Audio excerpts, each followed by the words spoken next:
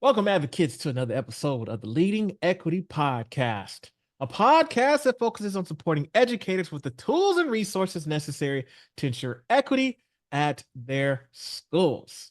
Today's special guest is Ms. Kajal Patel. So without further ado, Kajal, thank you so much for joining us today. I'm so happy to be here with you today and talk about this topic that's so important to all of us. Well, I'm excited as well. And we're going to be talking about biliteracy, multilingual learners, and we're going to just be chopping it up for a little bit. But before we get into today's topic, Kaja, I'd love for you to share a little bit about yourself and what you currently do. Absolutely. Well, my name is Kajal Patel Below. I lead biliteracy at Amplify. We're an education company. I collaborate across the company to advance our Spanish offerings and in service of multilingual learners. I get to work with and learn from experts in the field and school and district leaders and our own experts. We have a team of people with deep experience in multilingual and Spanish education. I'm Indian American. My parents immigrated here from India, and also they grew up in Kenya. And I grew up in a multilingual home. They speak 4 languages. I don't. I speak only 3. You said But only 3, like, I think only 1. So go ahead. I grew up, yeah, I spoke Gujarati in the home until I went to preschool. I just always had a passion for education also and loved language. And I ended up studying business and Spanish in college and ended up in kind of the business world for several years. But I just really wanted to have a deeper social connection and impact with what I was spending my time on. And I began to seek opportunities in education. And that was 20 years ago. And Amplify was in its early years. And when I learned about Amplify, at the time it had a different name, but when I learned about this place, which, is really focused on providing students with engaging students in rigorous learning and providing teachers with the tools that they need to understand students' needs and respond to them, I just had to work there. So I then made it my mission to work there. Awesome. Awesome. Well, again, I like how you just like, I only speak 3 languages, not 4 like everybody else does. I'm like, wait, hold on now. I just speak 1. So that's still a gift. And I always tell people like that's important is sometimes at schools we tend to treat students a certain way because English is not their first language, even though they might speak 3, 4 languages, 5 languages, but because English is not their first or their strongest language, sometimes our students get mistreated. And so I want to start my conversation with you with talking about why is it important for us to do multilingual assessments, and what are some of the things, if what could happen, I guess, if those assessments are ignored. This is so important to us. I mean, first, just grounding in the number of kids we're talking about as of 2019. And I know that's a little bit old, but 10% of students were multilingual and English learners. And at that time, it was projected that by 2025, which is pretty much now where we're at, that number was going to be 25%. So it's fast growing and historically underserved. And so I just wanted to frame on the number of kids that we're talking about. And when multilingual students that are still in their English learning journey, when they're assessed in only English, the skills that they have from the other language, their other language or other languages, they may go unrecognized. And so in particular, when we're talking about literacy and how the role that the literacy assessment is very important in the early grades because it helps educators understand, okay, how do I support this child so that they can learn how to read? I mean, that's really, really important. But when they're assessed in English, the students may be then generally seen as struggling readers, and the needs that they have may not get addressed because we're seeing them as struggling readers when they may actually have those skills in their home language. So we just have to make sure that we're, first of all, if we have the opportunity to assess them in their home language, we should take it. It's not always possible. There's so many languages. I mean, I'm going to talk about Spanish because 75% of those multilingual learners that I mentioned, their home language is Spanish, but there's other children. We can't always assess in the home language, but then we have to interpret our assessment data accordingly and remember that, okay, just because this data may look a certain way, what might be driving that? They are still learning English. Where are they in that journey, and how can I support that? And there's ways that educators can then sort of work with students differently based on that. Okay, this is a good start. So I'm curious, because you mentioned something about they may not be a strong reader in English, and so they get labeled as struggling readers, and maybe they're reading at the second grade level and they're in the sixth grade or something like that. Those kind of conversations come up. And I always say we need to have an asset-based approach when we're looking at our education system and looking at our students. So, okay, so maybe they are reading at a second grade level. However, they're able to read. They are reading at a certain level. And how do we build from that? But I'm curious, what are some of the things that we can pick up? Let's say we are able to assess a student in their home language, right? What are some of the benefits to those assessments? And how does that apply to the classroom for a teacher or even support on a school level, school leader level? So I'm going to go earlier down to maybe kindergarten, Okay. right? When a lot of kids are coming into school, even first grade, coming into school, and we have these really foundational skills that support reading, phonological awareness, like Mhm. the ability to understand and manipulate sounds, and some of the early decoding skills. Those skills are transferable between English and Spanish, and that's true in alphabetic languages. And so if you're able to assess a student in their home language in, I'll just say phonological awareness, which is one of the skills or early decoding skills, and if we can see that they have that skill in Spanish, maybe if we assess them in English, and we should do both languages because many of the kids are actually have exposure to both of the languages. We should see what we learn from both. But if we assess them in English, we may see in that data that they are still struggling on that skill. But if we see that they have that skill in Spanish, we know that it's transferable as opposed to them not having that skill. So those are two different things. Is it a matter of transferring that skill to English and supporting English literacy and acquisition, or is it a matter of that they actually need help in that skill? And depending upon where they are, maybe we can help them in their home language. And we're able to give educators guidance on how to support that transfer as well. And we're able to give them a picture of, okay, here's the whole picture of the student, and here's the skills that they have in Spanish, and here's the skills that they have in English. They need to be looked at together. And our data has shown some pretty eye-opening things about what happens when you only assess in one language. Well, go ahead. I'm listening. Tell me more. Yes, so we did a study crossing 21,000 students that are K3, and these students are Spanish speaking, multilingual learners, and they were assessed in both English and Spanish. And I'm going to focus on kindergarten for a second here. And what our data shows is really just the degree to which, and if we were to assess them in English only, how this misidentifies students as being at risk. So in kindergarten, when students were assessed in English, the data showed that 72% of them needed tier 2 or tier 3 intervention. But this is the same when the same group of students, their Spanish assessment data showed 33%. So if we had only assessed in English, and in most places that's something that is happening for a variety of reasons, we are missing a huge part of the picture. The English assessment data is not really reflecting the students' literacy skills. And so assessing in both languages gives a more accurate understanding of the literacy skills. It reduces those misidentifications and then helps educators better support literacy and language development. And I think those numbers are very important because I think maybe we could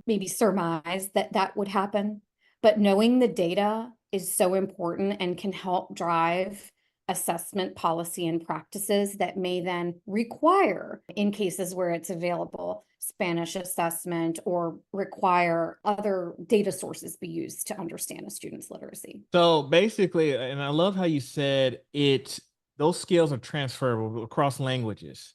So if we are doing these multilingual assessments, then we're able to see, do they have the ability to do phonemic awareness or any of those basic mechanics. So even though, again, English may not be their first language, which we tend to assess students based off of how they can speak English, it doesn't tell the whole story. It doesn't share with us what we need to support this student to help them build upon whatever skills they already have. So this sounds like an asset-based approach to our students. When we don't do it, it perpetuates a bit of that deficit-based approach. I think with the number of kids that we're talking about, and especially with the Spanish speakers, And because there are Spanish assessments that are valid and reliable and technically adequate available, it's really important to try and do that. I mentioned that it's not always done. There are various barriers. One is staffing. To do this type of observational assessment with a child, you want to have a Spanish speaker. And Spanish speakers do this type of an assessment. We want to be able to give it to the child, understand the child. But often when there is not that available in the school, it may prevent that type of an assessment being done. But there are other things that can be done, right? We can actually seek that out and staff someone to do it. Another barrier is simply just not knowing that this data would look the way that it would, or that looks the way that it looks. And by not doing it, what's actually happening. And so I think it's just really important to emphasize the impact of misidentification and the degree to which students can be misidentified. Okay. So I want to throw something at you because it just got my gears turning. So I'm thinking about implicit bias. And here's what I mean by that. So sometimes we see an incoming family, we look at the last name, Rodriguez or Lopez or certain ethnic sounding last names, and we assume, oh, because of their first name or last name, this individual English may not be their first language. We assume that they are not capable of whatever, especially in kindergarten. Like I know a lot of Spanish speaking families will speak Spanish only until kindergarten, and then English is part of the kindergarten process, or that's the expectation sometimes. So if I'm an administrator or whoever is responsible for ensuring that these assessments are being done, what are maybe some tips that you could provide to us so that we're not, putting our foot in our mouth, or maybe ways that we can ask questions? Is that just based off of the intake forms that are coming in, like what other languages are being spoken? Like, give us some tips so that we're not just looking at someone's neighborhood, someone's last name, first name, to say, oh, well, English probably isn't their first language. I mean, that's so important. Even myself, people have said, oh, wow, your English is so good. Sometimes after, it hasn't happened in a long time, but it has certainly happened. So you mentioned the intake forms, the home language survey, learning as much as we can. I guess I'll just say a home language survey is a tool. And those are surveys where you can learn a lot about, yes, learning about the languages spoken at home, but I've heard some things just even in my neighborhood about, when if the form only asks what is the language spoken at home, and you only get to pick one, and then the child may all of a sudden be sort of, because we're organizing lots of data, we're trying to get back to school and all that kind of stuff. But there may be, and this does happen, but then there may be an assumption made, oh, okay, this child needs English language support. And that may not at all be the case. Maybe Spanish or another language is spoken at home because it's a gift and it should be spoken at home to maintain the language, but they also speak English. So I guess my point with that is we should be able to pick more than one language for saying which language is spoken at home. And then, kids are, when we talk about multilingual learners, 85% of multilingual learners were born in the US. I think maybe that number some people find that surprising. They're coming into school with exposure to multiple languages. If we're talking about Spanish and English, both Spanish and English, or other languages, it's important to understand what is the exposure, how many years of exposure.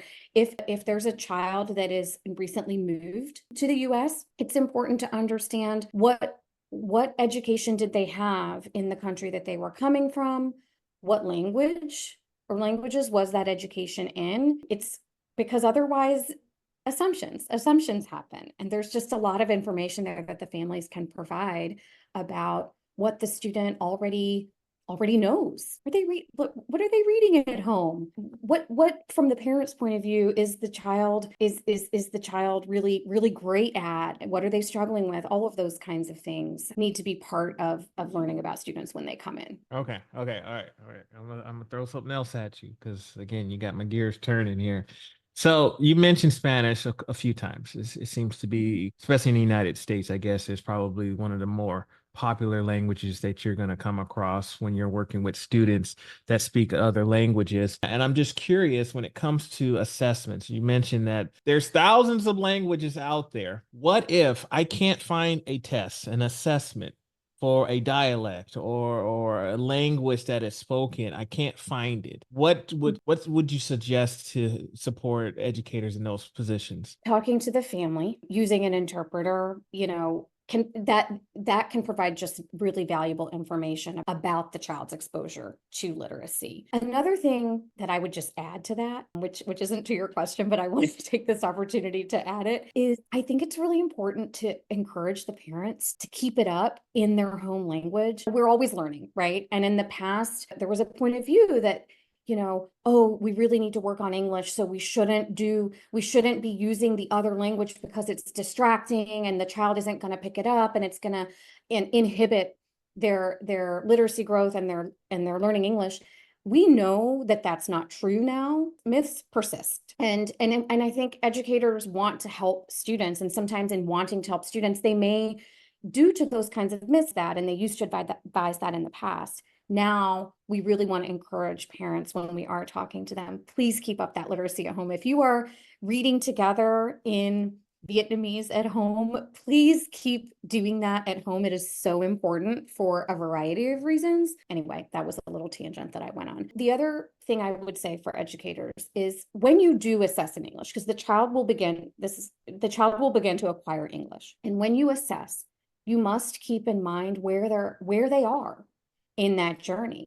It's important to assess because we want to know how they're progressing and how they're growing so that we know how to inform instruction. But we have to interpret that data with a lens of where the child is in their English learning journey. Okay, I got you. Yeah, I appreciate that. It's one of those things I've seen, like individuals that might be coming in from another country and they're looking for better opportunities.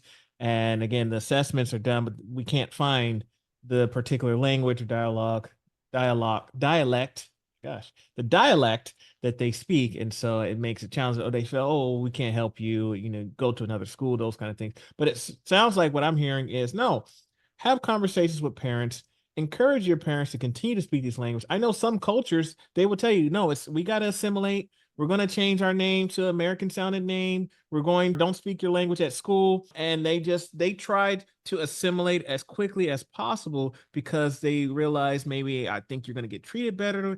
Those kind of things are out there. You look like you have something that you want to say. Oh, I identify with that personally because, I mentioned to you that my parents in the home, we spoke Gujarati. And I grew up in a small town in Georgia. I really wanted to fit in and I acted like I didn't speak it. And then they would find it really funny. And I just wanted to be like, oh, but I don't really speak it. And that was a different time. Times are different now. I'm very proud of my language. I'm very proud of my heritage as an adult. But at that time, it was very hard. And it's still hard for kids in many, many, many places. And I have seen in my own family the urge and the desire to downplay, to make your name a different name and those kinds of things. And that's sad. We don't want that. And again, if we're looking at creating a sense of belonging for our students, then they should feel comfortable and feel like their identities, their backgrounds are celebrated. The food that they like to eat,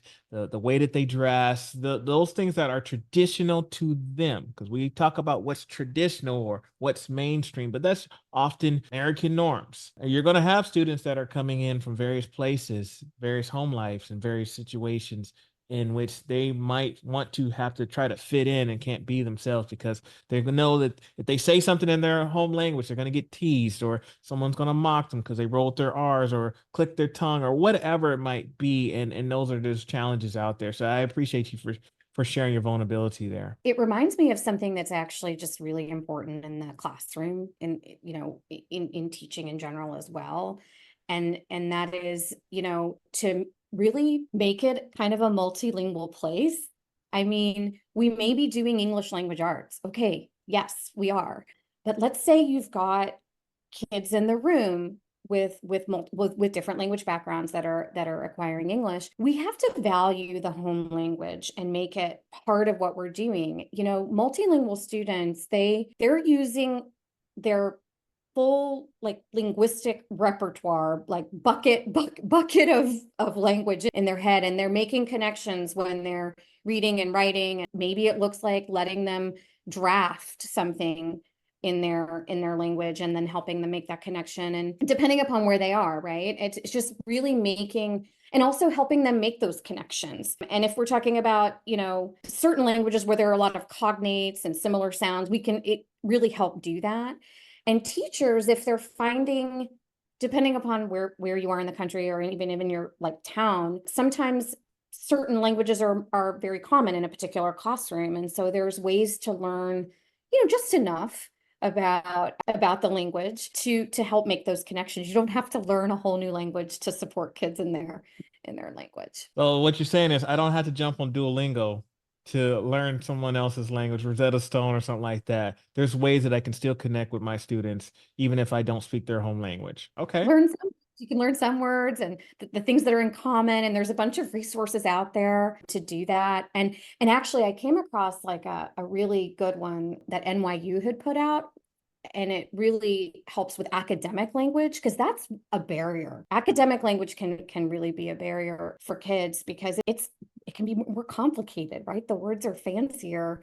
And so there's a resource I found that provides that academic language in, I mean, I can't even remember how many languages. It's a lot, but giving access to kids to, oh, well, these are what these words mean in your language, and then helping them understand that academic language is really important to supporting them. All right. Well, I'll tell you this. I thoroughly have learned a lot in our conversation, and thank you so much for again being open and sharing your personal story as well, and kind of how this relates to the work that you're doing. I'd love for you to take us home with any final words of advice to our listeners. Our country has a gift, which is a growth in multilingualism. I'm really excited about it. The rest of the world is pretty multilingual, and I want our country to be too. And I think we should really celebrate the, multiliteracy and help it grow. I think I would love to like reiterate, the things that we talked about earlier with respect to assessment and the importance of doing it in the child's home language when you can, and when you cannot, doing the other things